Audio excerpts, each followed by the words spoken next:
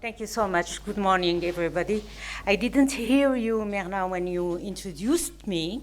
So I would like to tell you that I was former Minister of Environment, Vice President of the Paris Agreement, and also the first UN high-level champion for climate for the Paris Agreement. I will talk about it.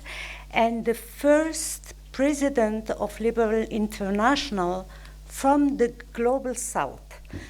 For 75 years, Liberal International was only shared by Europeans, Canadians, and Americans, and the first time in the history of this federation of political party, they elected Arab, a Muslim, and a woman from the South.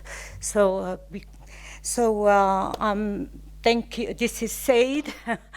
So I'm very happy to be here and to be part of this forum.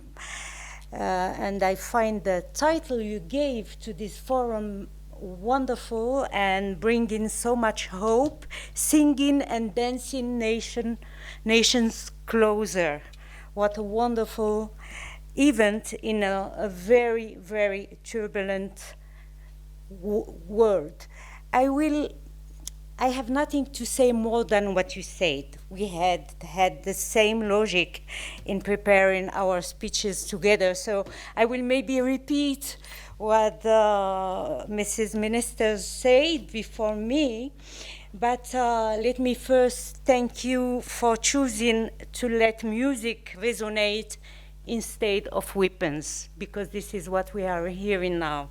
And thank you for choosing to dance rather than engage in war.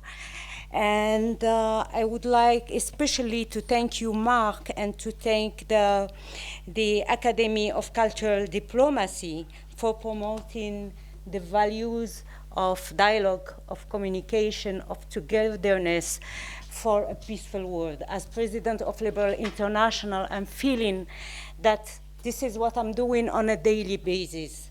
Liberal International is a federation of more than 100 parties worldwide, more than 20, or I would say 30 international organizations. And you can imagine that all of us who are coming from different background, with different nationalities, different culture, different religions, color of skin. And you can imagine that all of us, we are gathering and standing for the same values: freedom, and this is the value of Liberal International: human rights, rule of law, multilateral order, and Mrs. Minister was talking about it, equality and equal opportunities, and also climate justice, and I will talk about it. So all these people, I was always amazed by the fact that when we come together in any General Assembly or Congress of Liberal International, we could, through dialogue, understand each other. And especially, and this is what pushed me to create, together with Renew Europe, which is our regional organization in Europe, the third force in the European Parliament, to support the creation of Renew Pact, which is cooperation between the MEPs in Europe and the MEPs in Africa, and to make closer, to build bridges between Europe and Africa, especially nowadays, now that we have this massive diplomatic, I will say, aggression of Russia and China in Africa. So I wanted to bridge together our political leaders and to have a platform of dialogue and communication. And we even, Renew Pact even have a president in Renew in the European Parliament and the vice president in Africa. And they created together a manifesto to explore how they can work better together, how they can trade better together. And I heard Minister from Mozambique yesterday saying that our raw material is exported because without any added value on our people. So this is what we are trying to do with the Liberal International. We are also working very hard to defend our members against any violation of their rights, human rights, freedom, etc. And I heard the ambassador yesterday of Philippines talking about the Liberals Democrat in Asia. This organization is the continental organization of Liberal International in Asia. So this is my organization. And I was myself traveling to Philippines and visiting Laila de Lima in jail and talking to the media and visiting the family that whom suffered from the extrajudiciary killing of the president that time. And we were pushing the international community to and advocating for the freedom of Laila de Lima, and hopefully she is free today. So this is what I'm doing in Liberal International. And also something else Ambassador yesterday talked about is the scoring of women participation in politics, and I'm very proud to say that that was my creation, no, our creation with the Liberal International, with our human rights chief or president Astrid Thors, and we create the women WPEX, the Index of Participation of Women, and we are the organization scoring the parties worldwide. So that was also, this is also something I'm proud of. So this is very briefly to let you understand that I'm connected to this divergence and to this diversity and also richness of our background and our cultures on a daily basis. And in all our meetings, we are meeting with people who believe in the same values, standing for the same values, but creating other models of democracies. So I'm always saying to my colleagues in Europe or in Canada or United States, don't judge the countries and the civilization with the European or Western perspective, because there is something you don't consider when you are only considering absolute values, which is culture. You cannot say to any African that the head of a village is not the religious man, because this is their belief. This is how they see democracy. They are not voting, but they are trusting him. So these kind of things we don't understand if we don't understand the culture. So now more than ever, the world needs diplomats who build bridges and instead of destroying them. And we are destroying now bridges. You know that the world is facing unprecedented challenges. I can tell you that during 4 years, I'm witnessing with the Liberal International violation against human rights, minorities, freedom and freedom of expression, etc., etc. But the increase of authoritarian regime, extremism, nationalists, we have the feeling that the world is becoming more rigid, more austere, more the promise the world made after the Second World War is far away from us. After the Second World War, the leaders of this world, after the devastation and the toll of death, promised that never again they will go to war like this. And today, what we are witnessing is the war at the back door of Europe. Russia, Ukraine. Someone said yesterday, war, it has always existed. Yes, but it was existing in countries building in transition of democratic systems, etc., with a lot of conflict around the resources and need for power. But having a war in the back door of Europe is something not expected by the European leaders. I was in a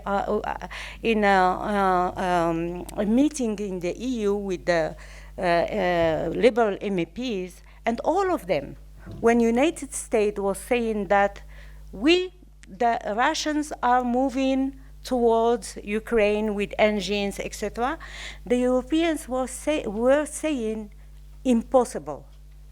Russia cannot aggress Ukraine. But it did happen, and the consequences were very heavy. They were heavy in Europe because of the energy insecurity, and this you know, but they were heavy worldwide, and especially in terms of food security in Africa. So many people were hurt by this war which is happening in Europe. The wars everywhere. We are not talking about many wars. We are not talking about Sudan. We are not talking about what is happening in Yemen, in Syria, in Ethiopia with the conflict with the Tigray. So there are many, many wars, and last but not least, the conflict between Israel and Palestine. So the toll in terms of death is very, very heavy. Millions of people are in this century losing their life, but also millions are being displaced because of this war, with all the consequences on our on the European countries, etc. But I will say that the most urgent and the most devastating challenges we are facing is not the war or the increase of authoritarians or everything politicians are dealing with today. There is something we cannot negotiate, we cannot mediate with, is nature. It's climate change. This issue will create waves of millions of migration in 2050 if we don't act now. This issue is already threatening by food insecurity, water scarcity, many regions. And the IPCC, the Intergovernmental Committee of Experts, of Climate Experts, has estimated at 250 million climate refugees in 2050. Climate change, with the increased rate of disasters, will really impact us, and we are busy doing something else, war and conflict. The other thing is artificial intelligence, and I was listening to Madame the Minister of Foreign Affairs of Sweden yesterday, and she was saying that one of her colleagues was shown on a video saying something abject, and with the artificial intelligence, we are not only threatened in terms of communication, miscommunication, in terms of job creation. The jobs of tomorrow will not be the one we know today. Social organization, and the most dangerous is war. Today, artificial intelligence is used to make wars even devastating.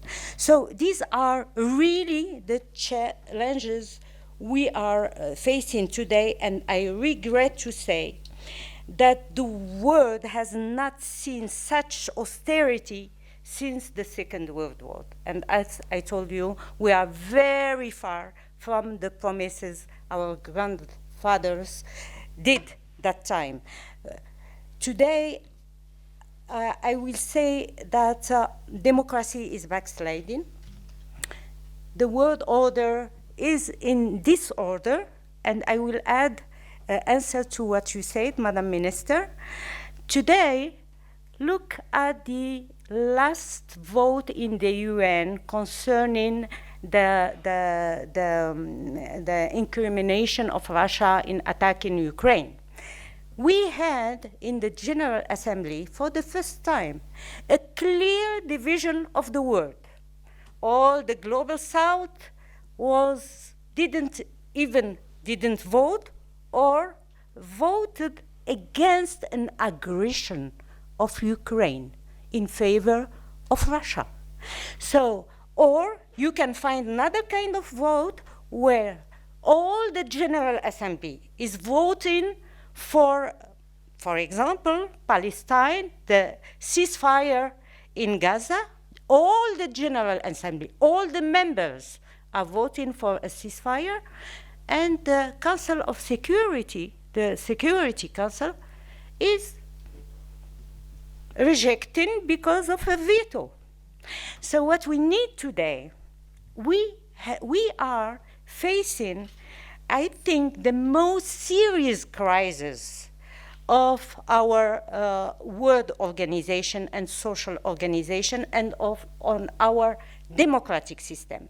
And as Madam, you said, today we need an urgent reform of the UN. First, because countries like Africa, like Asia, like India, like China, are not feeling represented in the UN because of the Security Council. So Africans are saying that the UN is not representing us, the Security Council is not representing us. Donc we need really to reform the UN and to make the UN the institution, the guardian of the values of democracy and the multilateral order. And we need to reform the Security Council, and that was something I think the leaders of the Security Council decided to create what they called the 4P, population, people, peace, something, 4P. It's an organism that was created last year and which is now working on the reform of the UN. So that is to report, to answer to you, Minister. Yeah. But there is one thing which we don't talk about when we are speaking about the mess the world is facing, is the failure of the diplomacy. And you said it, Madam Minister. We are saying the same thing, but in other words. So our diplomacy has failed. And the diplomacy as it stands today is often focused on managing the aftermath.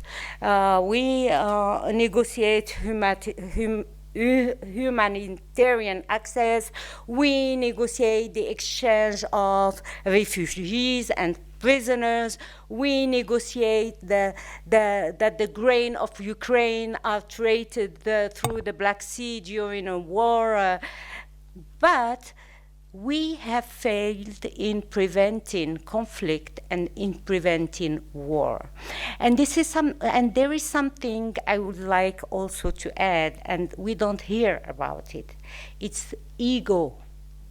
I'm always talking about that because I know, and I'm frequenting many leaders, and sometimes the ego of, sorry for the men, but the ego of these leaders is pushing them maybe to be more violent than necessary. So we failed in the diplomacy, and I think that most importantly, we felt in building trust, and you said it. And building trust is the only way to pave the way of communication, of collaboration, and of solving conflict. And this is what we are doing, I am doing as President of Liberal International. And the ambassador of the Philippines said yesterday that when she want to solve a problem, she listens. And this is something we miss also.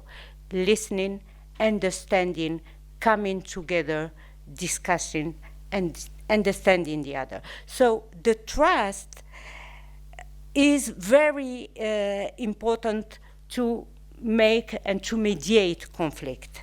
And this is where cultural diplomacy comes. This is where cultural diplomacy can play a major role. And because understanding the culture of people give you the key to their heart. And respecting the culture of these people give you the key to their brain. And sharing the culture and celebrating the culture with the people, together with them, gave you and make you earn their trust. And when you have the trust, then you can work and collaborate together. And this is the power of culture. And this is why I wanted to show you this. I was 10 years old. It was in 1975 when I participated together with my 9 brothers and my parents to a march in the small city of Fez. Fez is a Moroccan city. That time it was around maybe 500,000 people. And I was, together with my parents and my brothers, participating in a march to celebrate or to express the sorrow of my family because of the death of a diva called Kulthum. I asked my friends if they know Kulthum. They used not to know her, and they listened to her in the car. But Kulthum, called the mother of the Muslim world, died in 1975, and I was in her march. And when I was in this march with my parents, I was really, really astonished. I said, how it happened that all these people of Fez, 200,000 people, were in the street crying and expressing their sorrow and united in their sorrow and presenting their condolences, like if all of them lost someone from the family. I was very young and I could not understand. And then at night, the same night, when we went back home, we watched the TV, and that was the big thing. At the TV, we were watching marches in the street in all the Arab worlds, in all the cities. Millions and millions of people were in the street crying Kulthum. And that time I said to myself, wow, what's a powerful woman.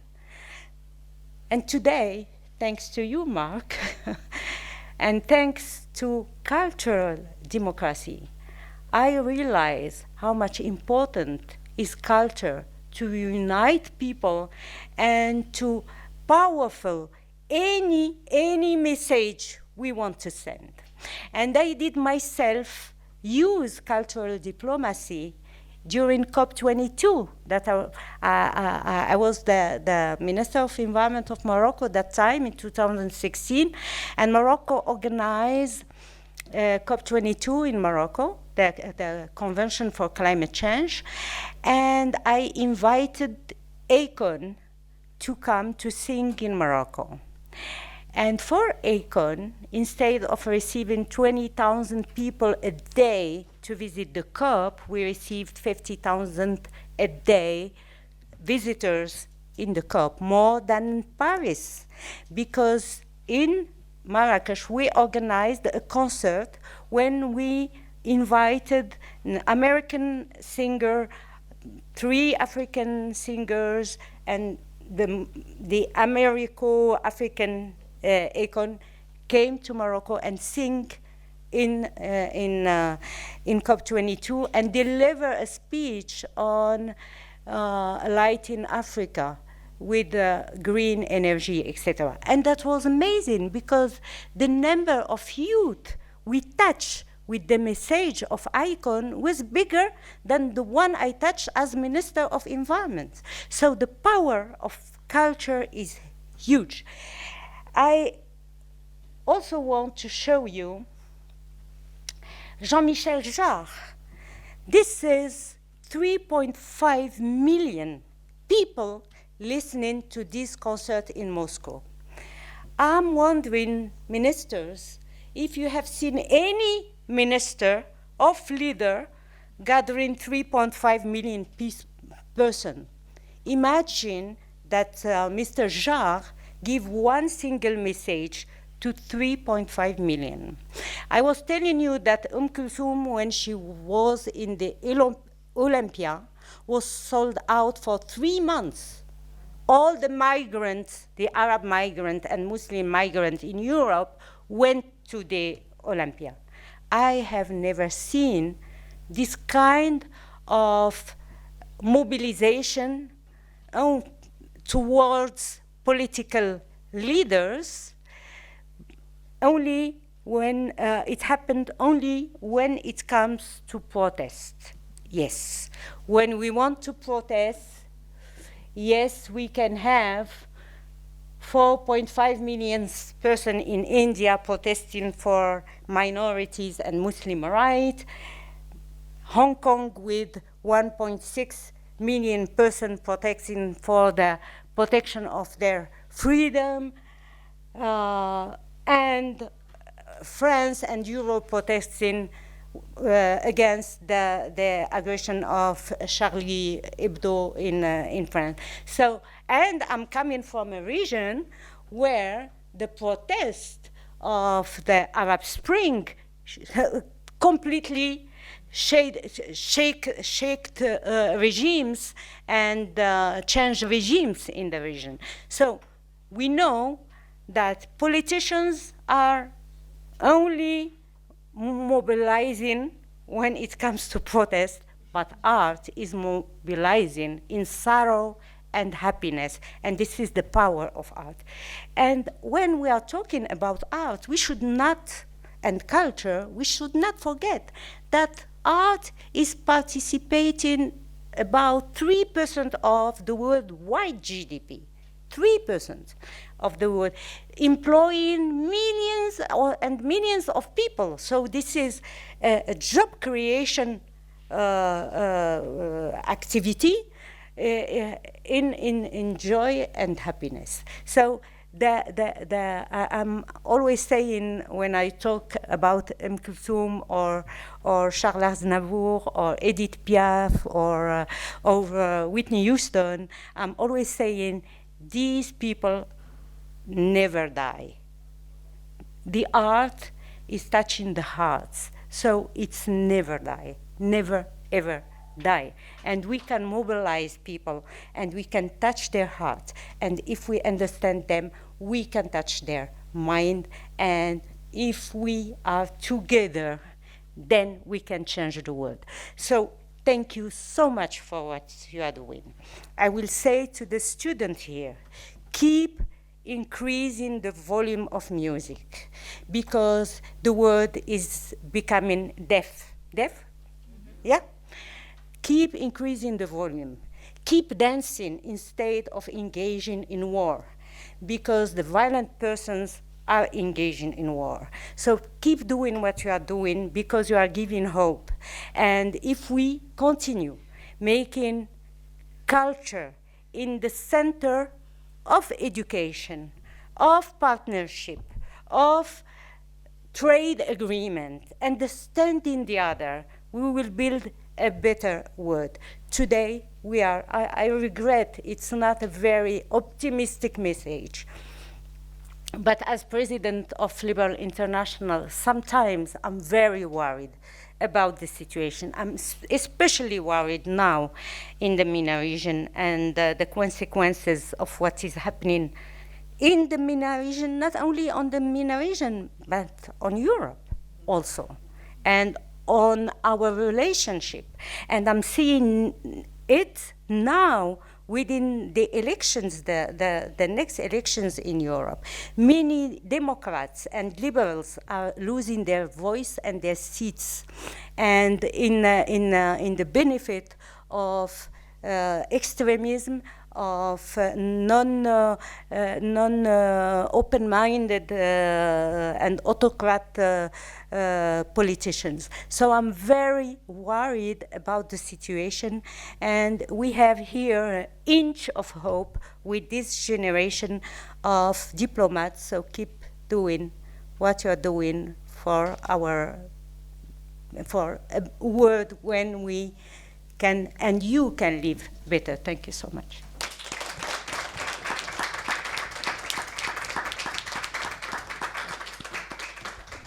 Thank you very much for this excellent and thought-provoking and inspiring speech.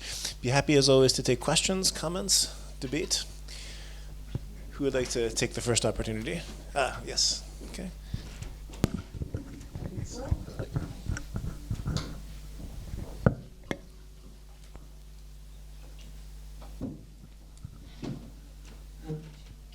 Okay, so my question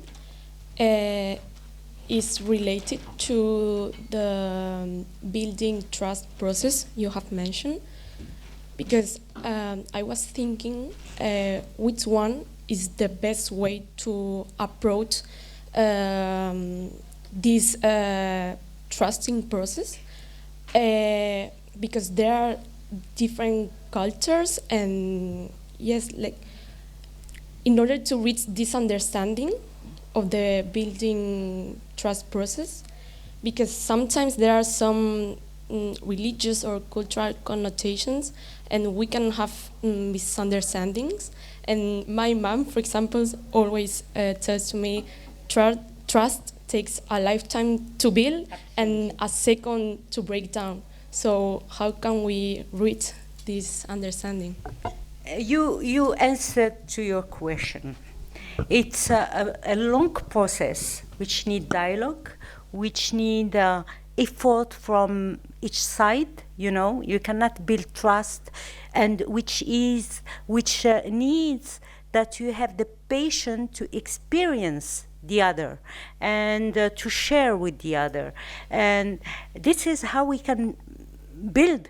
When I was talking about my experience in politics, many conflicts are happening today because of misunderstanding or lack of communication. That's I will say, in many cases, there is a lot of miscommunication and a lot of misunderstanding. Very rare are the cases where we are fighting because of power, oil, which is very, I would say, frequent in our region, oil or natural resources, conflict related to natural resources, etc. It happened, yes, but between two countries. I'm not talking about civil movement in a country which are linked to inequalities or human rights, or freedom rights, etc. But I'm talking between two countries. Many times and very frequently there is a problem of lack of communication and very bad diplomacy. Believe me, the diplomat have a major role to play, and we are talking about cultural diplomacy. Madam Minister talked about her way to represent her country. She said that each time she was in an official mission, she was dressing her national dress. And I asked her in the car, why? And she said, because that opened the door for me to talk about my country, my culture, to talk about the relationship we can build, etc. So she is trying to find a common ground to introduce the majestuosity of the culture, etc., to attract. Madam Minister of Sweden yesterday said that when she received her colleague, she invited her to a concert, and then the relationship was very, very... And I think that all of us, we have experienced something like that. When we are sharing joy and happiness, we are paving the way for trust. I'm not saying that we have trust, but we are paving the way, we are opening channels to communicate and then to build the trust. And your mother was right. Yes, it takes a lot of time to build trust, and it takes only 1 second to destroy it. And this is exactly what I'm saying concerning climate change. I'm saying that it takes 1 second to stop a war, and it will take us 1 generation to tackle climate change. To go next? Yes. I just wanted to add. Microphone. Thank you so much again for another inspirational talk. And if I may add, less, as you mentioned, less egos. A kind of, we should a bit forget only about I come from Europe, so this Western canon to judge everyone else's culture, right? And also more rigorous curriculum in history. Our diplomats, our politicians are totally oblivious of history. Geography, not to mention. So yeah. How can they take decisions when they don't know the past? I fully agree with you. You know, as president of Liberal International, I'm received by many ambassadors, and especially ambassadors from my country. And I'm each time very happy when our ambassador knows about the country.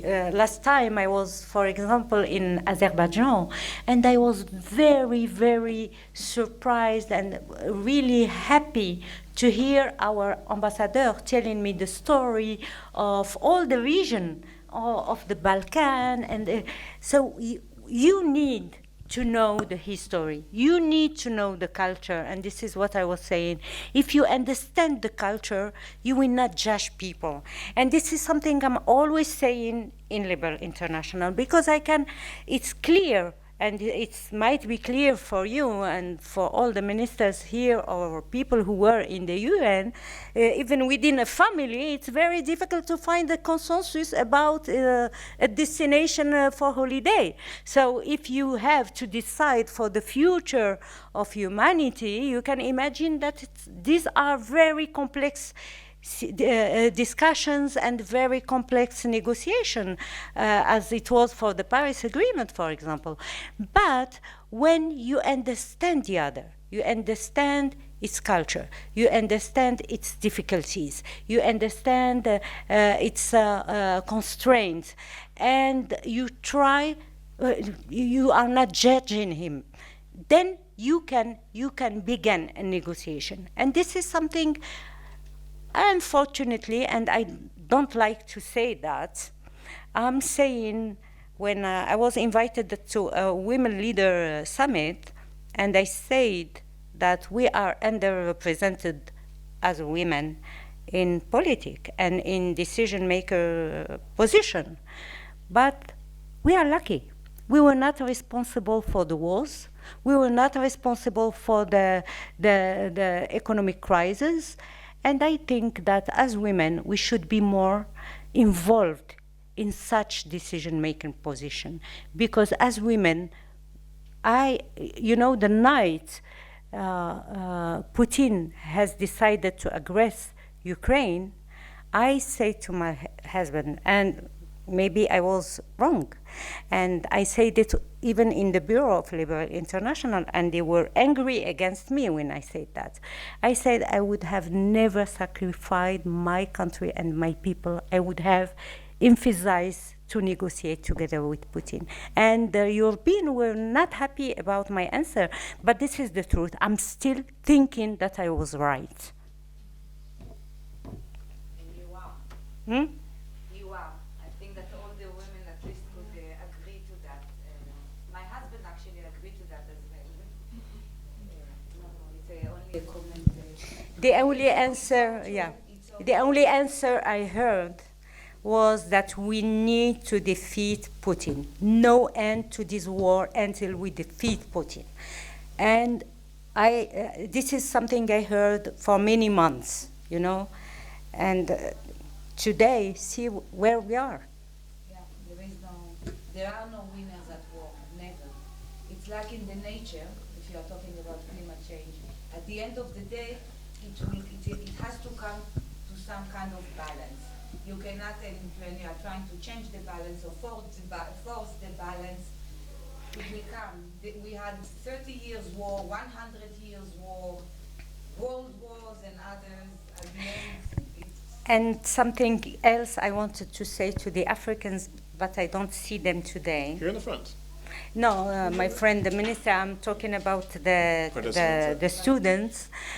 In Africa, we have an amazing culture, singers, dancers, incredibly amazing. But when I'm watching the TV, it's France 24, which is promoting our artists. And that's pity for Africa.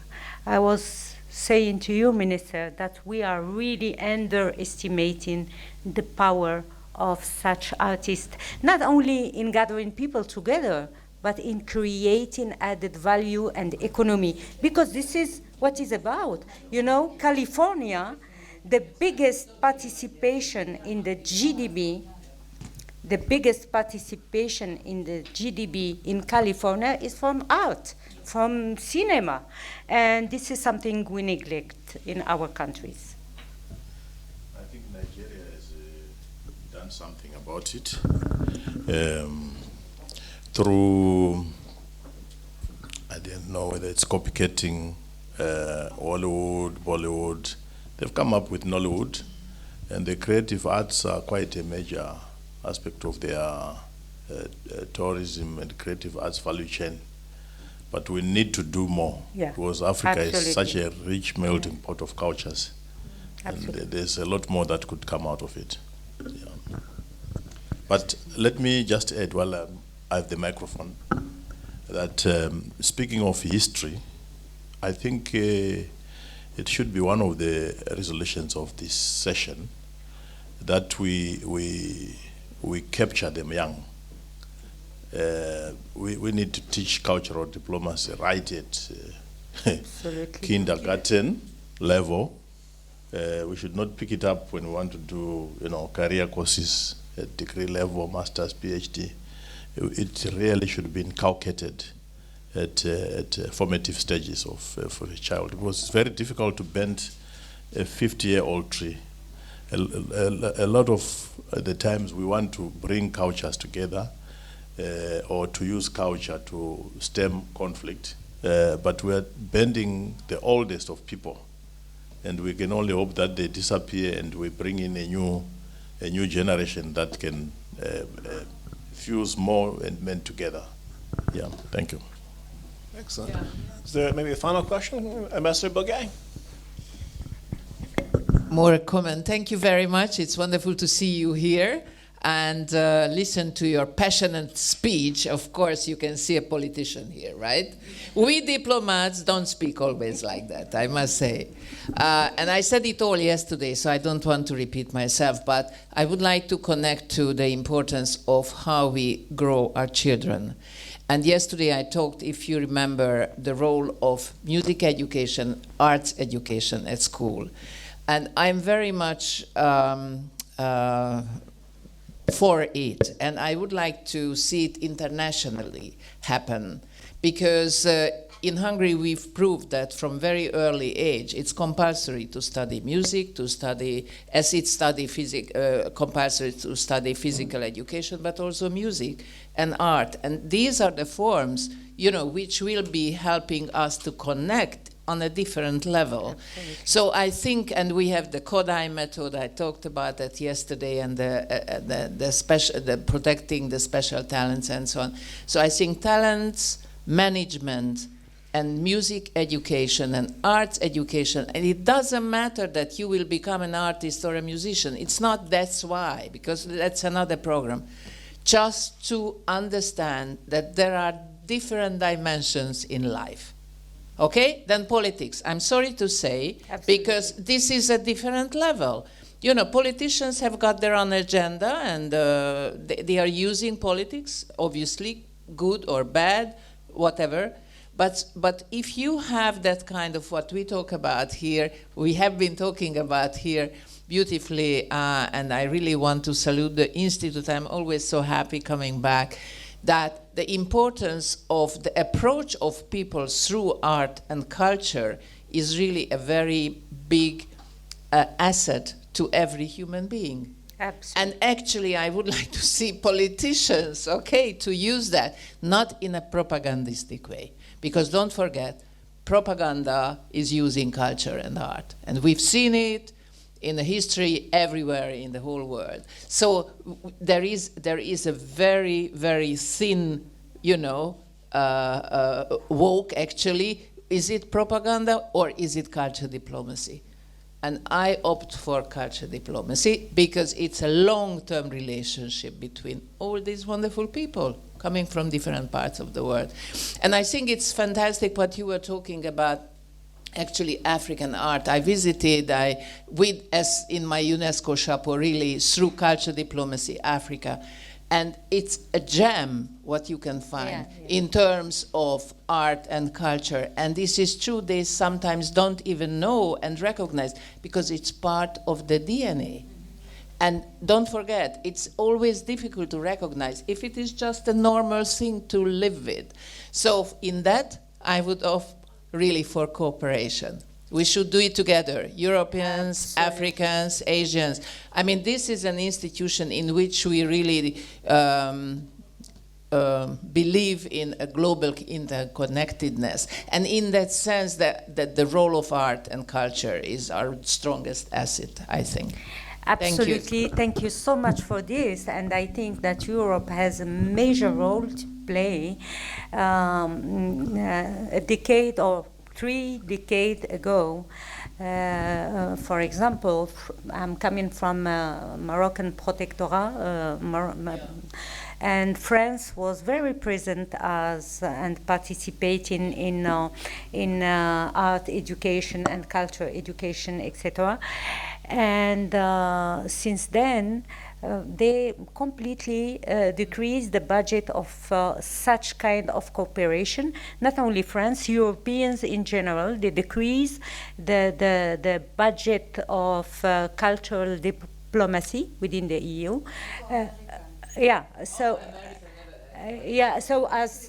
And I think that they have a major role to play, and we should also advocate in Europe and also in the United States to make this pillar one of the pillars of partnership and cooperation between countries, because this is the way to pave the understanding between countries, And let me add that we are suffering from a lack of, or we are now in many countries in Africa and MENA region reforming our educational system today. And we are not, the priority for us is not art, is first education. And we should advocate also to make art and culture part of it. This is very important, as you say. Thank you. Excellent. Well, on that note, let's please express our sincere gratitude to the Honorable Ms. Hakima El Haite. Thank you so much for coming.